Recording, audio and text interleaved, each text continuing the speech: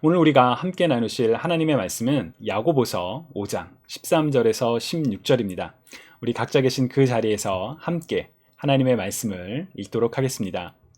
너희 중에 고난 당하는 자가 있느냐? 그는 기도할 것이요. 즐거워하는 자가 있느냐? 그는 찬송할지니라. 너희 중에 병든 자가 있느냐? 그는 교회의 장로들을 청할 것이요. 그들은 주의 이름으로 기름을 바르며 그를 위하여 기도할지니라. 믿음의 기도는 병든 자를 구원하리니 주께서 그를 일으키시리라. 혹시 죄를 범하였을지라도 사하심을 받으리라. 그러므로 너희 죄를 서로 고백하며 병이 낫기를 위하여 서로 기도하라. 의인의 간구는 역사하는 힘이 큼이니라.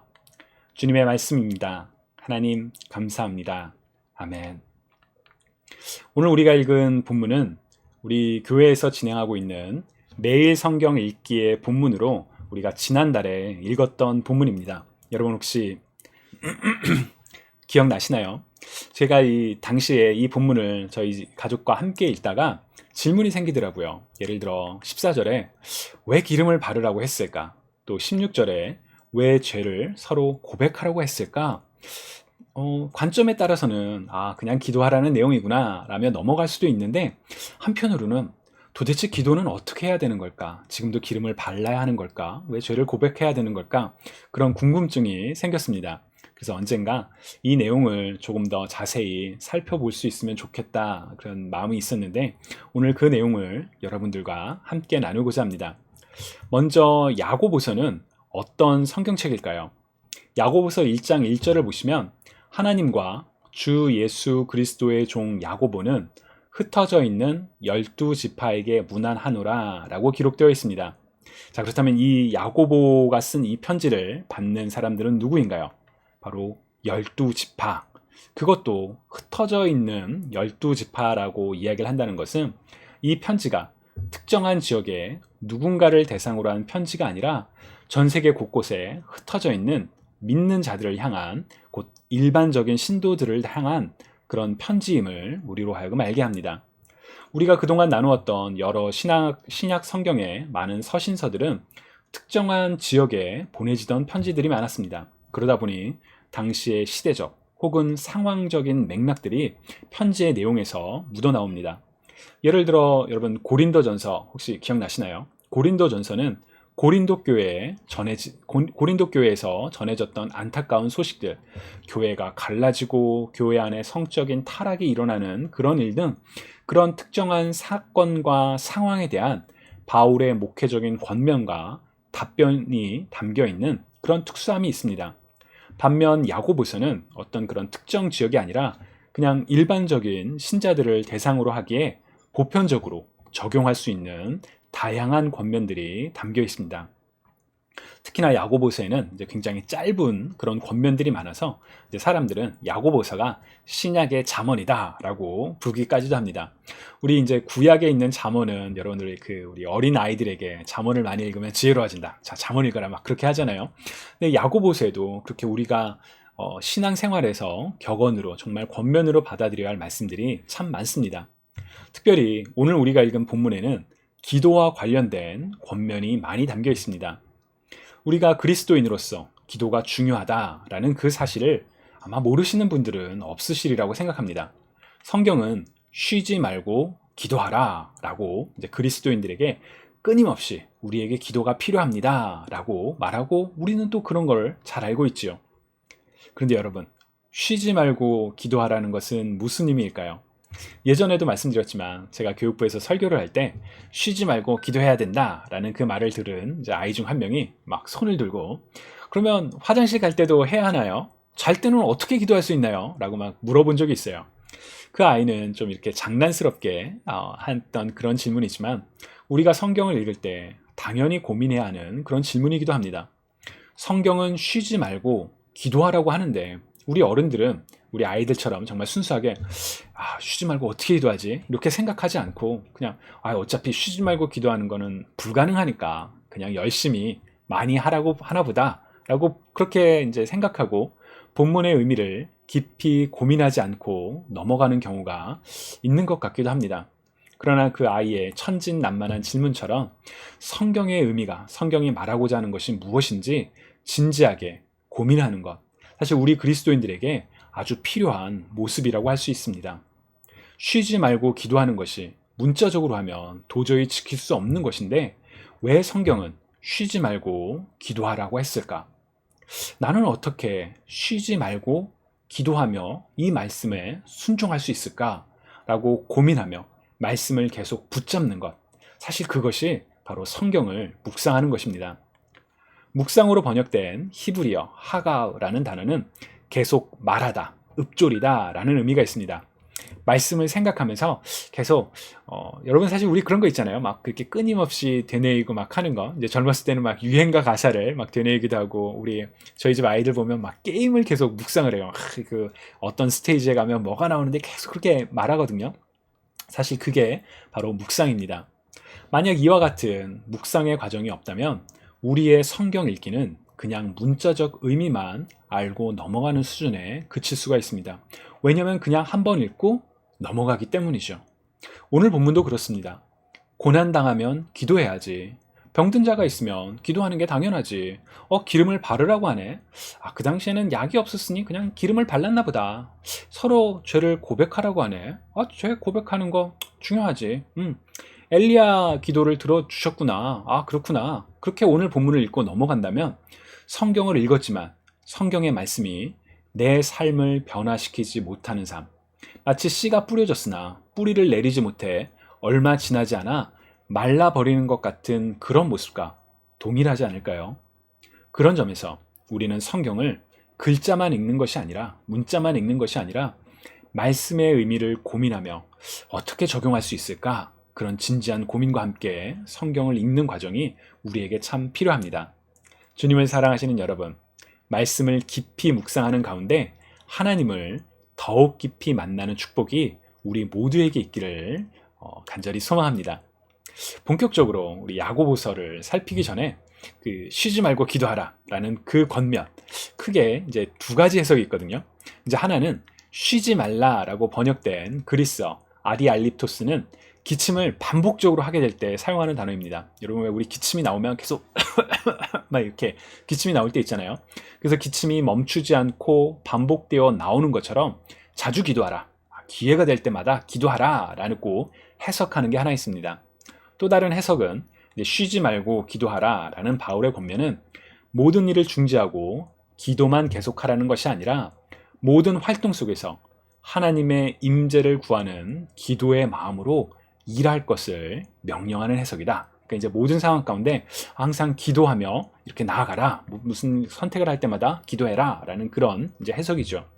저는 이 두 가지 해석이 다 맞다라고 생각을 합니다. 그리고 이 두 가지 해석을 하나로 합칠 수가 있거든요. 어떻게 할 수 있냐면 모든 일을 하나님께 의뢰하며 가능한 자주 기도하라 라는 그 적용이 바로 쉬지 말고 기도하라는 권면을 우리가 따르는 방법이라고 믿습니다. 주님을 사랑하시는 여러분, 모든 일을 하나님께 의뢰하며 하나님께 여쭤보며 가능한 자주 기회가 되실 때마다 기도하시는 저와 여러분이 되실 수 있기를 주님의 이름으로 축복합니다. 자, 그럼 야고보서 5장에 담긴 기도의 권면을 우리 좀 더 자세하게 같이 살펴볼까요? 먼저 13절 우리 한번 같이 소리내서 읽어볼까요? 너희 중에 고난당하는 자가 있느냐? 그는 기도할 것이요 즐거워하는 자가 있느냐? 그는 찬송할지니라. 아멘. 문자적으로 이 권면을 이해하지 못하시는 경우는 없으리라고 생각합니다. 고난 가운데서 기도하고 즐거워할 때 하나님을 찬양하는 거, 그거 당연히 우리가 해야 되는 일인데 라고 그렇게 다들 생각하시리라고 생각합니다. 문제는 모두가 그렇게 생각하지만 문제는 우리가 그렇게 행동하지 못할 때가 있다는 데 있습니다. 잘 되면 내 탓, 안 되면 남 탓이라는 말이 있죠. 우리의 신앙에도 이런 모습이 나타날 때가 있습니다.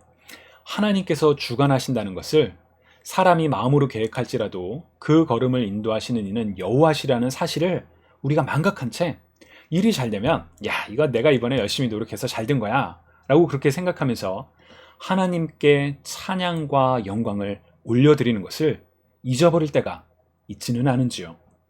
고난 가운데 기도하는 것 너무나 당연하지만 우리는 때로는 고난 가운데 기도를 잊어버릴 때도 있습니다. 왜 잊을까요? 고난이 길어지면서 아무리 열심히 기도해도 문제의 실마리가 보이지 않는 것 같을 때 우리는 낭망하며 아휴, 기도해도 뭐 별 그거 없는 것 같은데 이 기도는 안 들어주시나 봐. 그러면서 기도하는 것을 잊어버릴 때가 여러분 혹시 있지는 않으셨나요? 이와 관련해서 예수님께서 누가복음 18장에서 항상 기도하고 낙심하지 말아야 할 것에 대하여 비유를 말씀하신 바가 있습니다. 아마 여러분 얘기하면 딱 그 비유 하고 이제 떠오르실 거예요.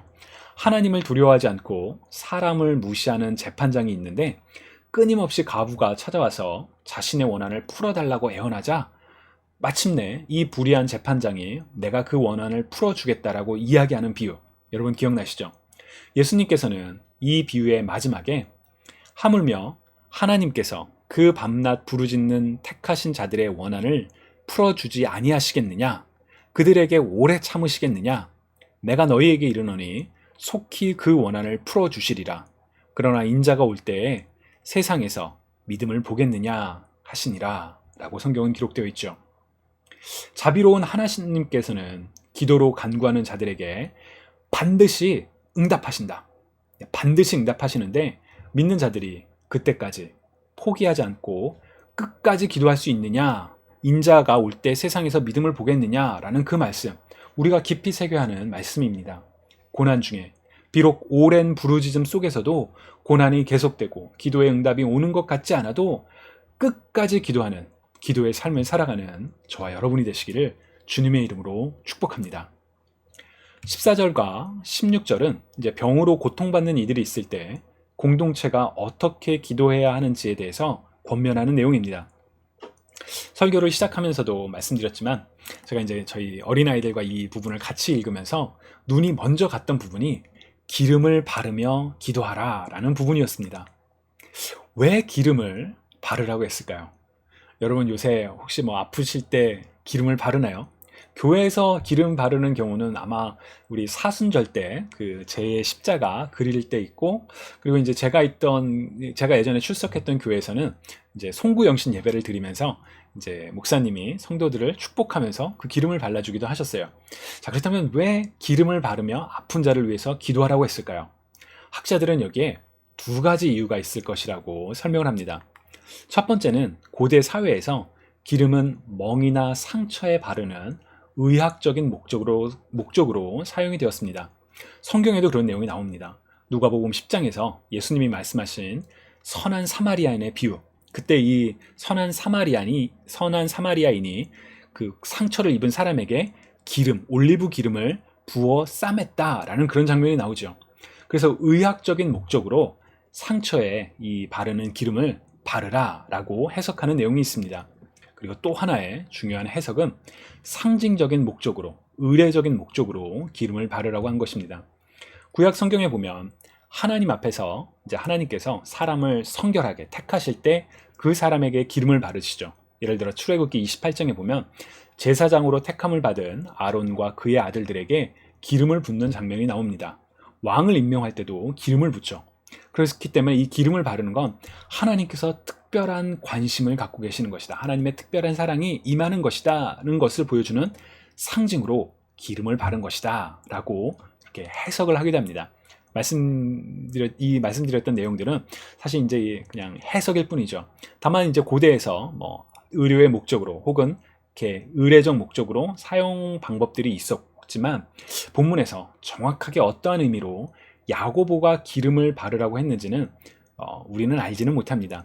다만 더 중요한 것은 14절에서 기름을 바르는 것보다 더 중요한 내용은 그것은 바로 기도하라는 것입니다. 자, 기름을 바르면 병이 나을 테니까, 자, 기름을 받으면 하나님께서 너를 특별하게 사랑하시는 거야 니까가 끝나는 게 아니라 기름을 바르며 기도해라, 기도하라는 것이 이제 가장 핵심이죠. 그리고 이 내용은 15절에서도 계속 이어지며 반복됩니다. 너무나 당연한 것인데 사실 우리가 놓치는 부분이 바로 여기에 있습니다. 핵심적인 정말 제일 중요한 것, 기도를 빼놓고 눈에 띄는 외형에 집착하는 것, 오늘날 우리의 신앙에서도 드러날 때가 있죠.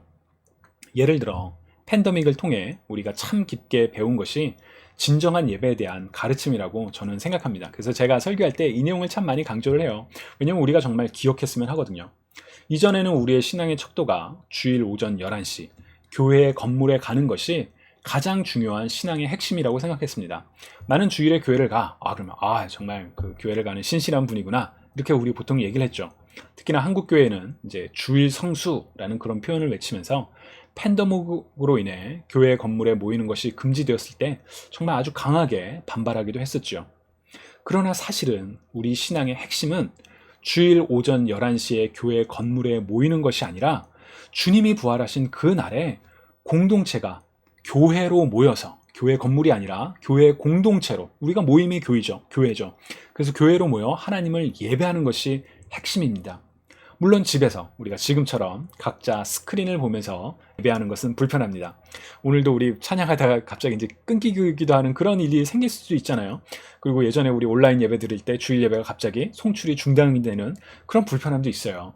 그러나 자신과 이웃의 안전을 위하여 그런 불편함을 감수하면서 각자의 자리에서 최선을 다해 영과 진리로 예배 드린다면 우리는 우리가 어디에 있건 장소와 상관없이, 때로는 불편함이 있다 할지라도 우리는 예배자로서 하나님께 예배 드릴 수 있다는 것을 우리가 배웠습니다.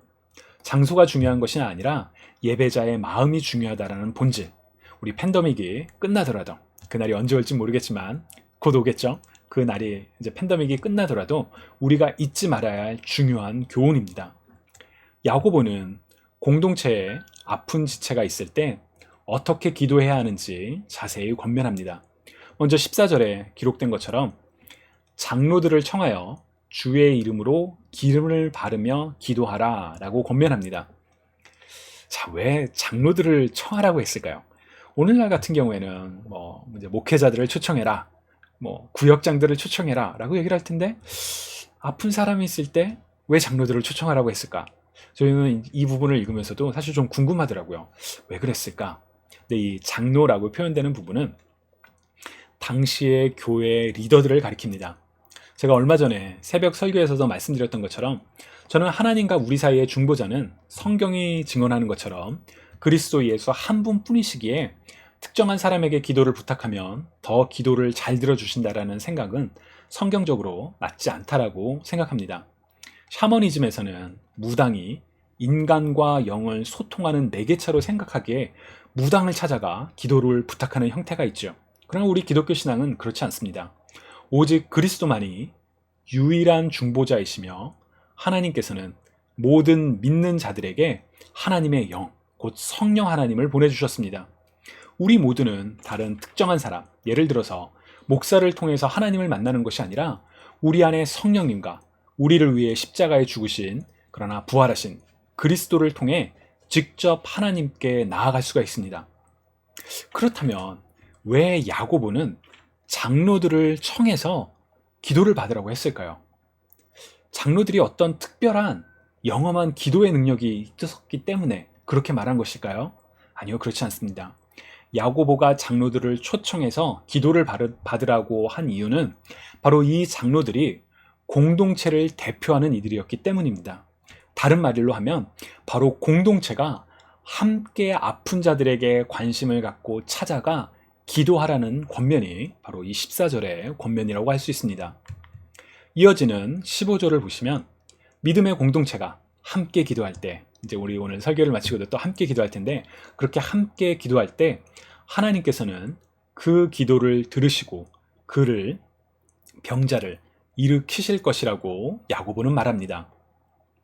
주목할 점은 15절에서 이제 개역개정은 병든 자를 구원하리니 라고 번역을 하지만 다른 한국어 번역은 병든 자를 낫게 할 것이라고 이야기를 합니다. 영어 같은 경우에는 The prayer of faith will save, 구원할 거다 라고 이야기를 하죠. 자, 예수님께서 병자를 치유하실 때 어떻게 말씀하셨죠? 병이 나을지어다 라고 말씀하신 경우도 있지만 내 믿음이 너를 구원하였다 라고 많이 말씀하셨죠. 바로 그렇게 구원하였다라고 말씀하셨던 것은 병이 회복이 되었기 때문에 구원과 병이 낫는 것이 서로 밀접한 연관이 있습니다. 다만 구원 혹은 낫다로 번역된 이 그리스어 이제 소조라는 단어거든요. 저 단어는 원래 구원을 뜻하는 단어입니다.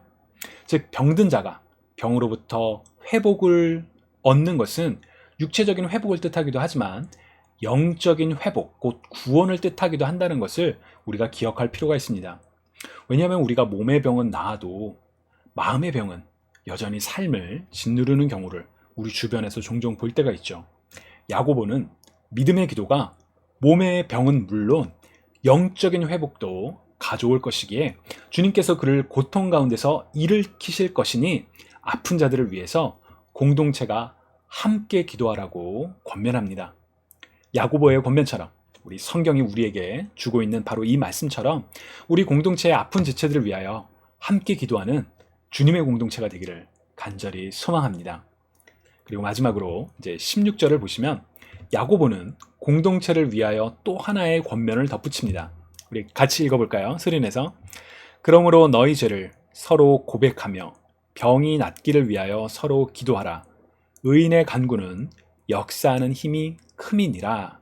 아멘. 병든 자가 있을 때 공동체가 함께 기도하는 게 중요해. 근데 왜 갑자기 야고보는 서로 죄를 고백하라고 했을까요? 우리 개혁교회 예배 순서의 중요한 부분 중에 하나가 죄의 고백과 용서의 선언입니다. 거룩하신 하나님 앞에 예배자가 나아갈 때 자신이 죄인이라는 것을 자각하며 부끄러운 그 죄를 고백하고 또 예배 인도자는 하나님의 사랑과 예수 그리스도의 대속으로 말미암아 죄가 용서되었음을 선언하죠. 그런데 예배 모범 자료에 가끔 하나님과 서로에게 죄를 고백하라는 표현이 나옵니다. 제가 이 자료를 보다가 처음에는 되게 어색했어요. 아니, 죄는 하나님 앞에 고백하는 건데 왜 서로에게 고백하라고 했을까? 좀 뭔가 맞지 않잖아요. 우리가 예배는 이제 하나님께만 집중하는데 왜 서로에게 고백하라고 했을까? 여러분, 왜 서로에게 죄를 고백하라고, 특히나 또 야고보도 지금 이렇게 얘기하고 있죠. 왜 그랬을까요? 그것은 공동체의 회복에 있어서 서로를 향한 죄의 고백이 중요한 역할을 하기 때문입니다. 공동체의 갈등이 생기고 갈등이 심화되어 공동체가 깨어지는 요인들 중에 하나는 잘못에 대한 인식의 부재입니다. 상대방을 탓하기만 하고 자신의 잘못은 생각하지 않고 설령 자신이 잘못했다는 것을 인지한다 할지라도 자신의 고개를 숙이며 용서를 구하지 않을 때 공동체는 갈등과 분열을 겪게 됩니다.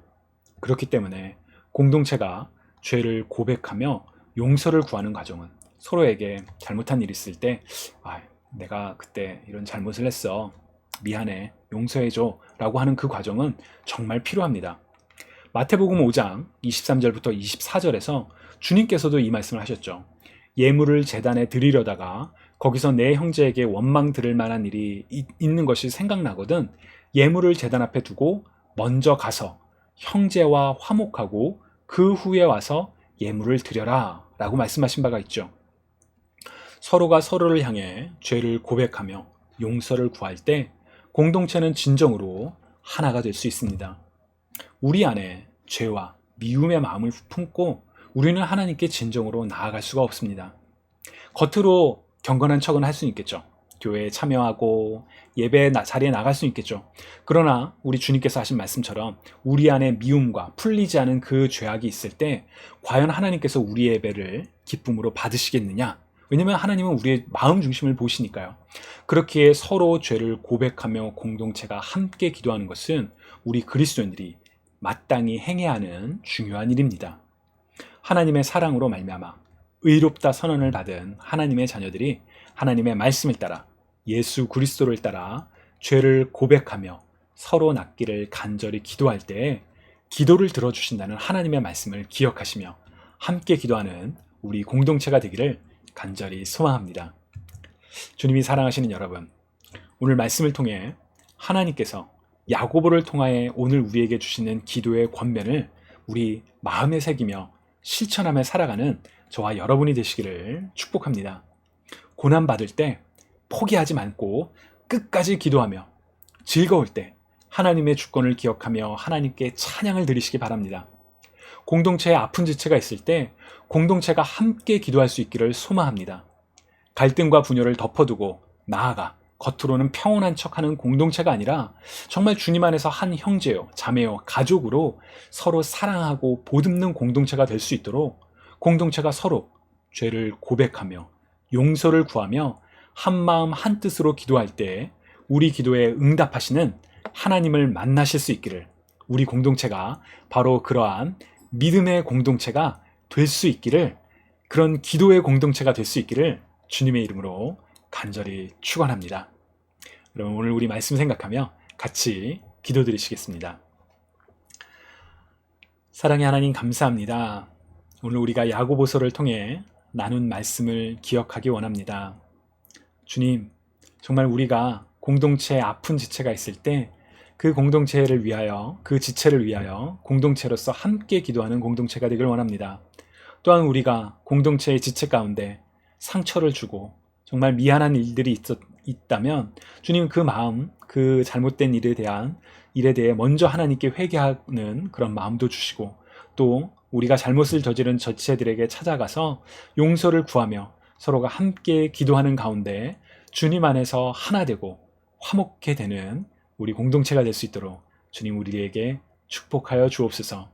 또한 우리가 한 공동체로서 기도할 때 하나님께서 우리의 기도를 들어주시며 우리를 회복시켜 주시며 우리를 믿음 안에서 굳건히 한 가족으로 세워 나가시는 것을 경험하는 그런 축복도 우리에게 허락하여 주옵소서.